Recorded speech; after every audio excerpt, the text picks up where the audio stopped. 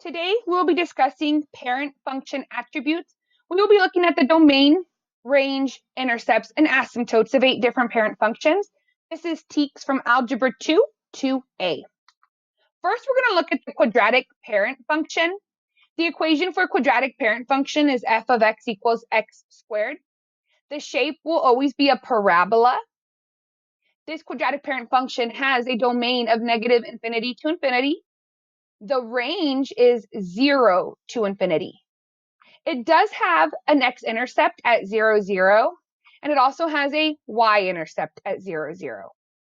The next parent function is going to be the absolute value parent function. The equation for this is going to be f of x equals the absolute value of x. It's very similar to quadratic, except this is going to be a V shape. It has the same domain, which is negative infinity to infinity, and the range is 0 to infinity. It does have an x-intercept at 0, 0. It also has a y-intercept at 0, 0. The next graph we're going to cover is a square root parent function. The equation is f of x equals the absolute value of x. This one's going to have a domain that's going to start at 0. So it's going to go from 0 to infinity, and the range is also going to be 0 to infinity. It does have an x-intercept at 0, 0. It also has a y-intercept at 0, 0. Next, we're going to look at a cubic parent function. This is going to be f of x equals x cubed. The domain is going to go forever to the left and right, so it's negative infinity to infinity. And the range is also going to be negative infinity to infinity. It does have an x-intercept at 0, 0. It also has a y-intercept at 0, 0. Next, we're going to look at a cube root parent function. The equation for a cube root parent function is f of x equals the cube root of x.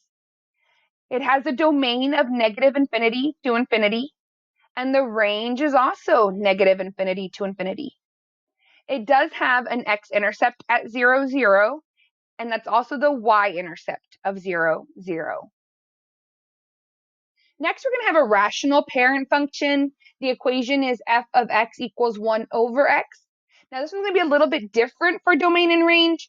My domain is basically all real numbers except for 0. So it's negative infinity to 0 and 0 to infinity.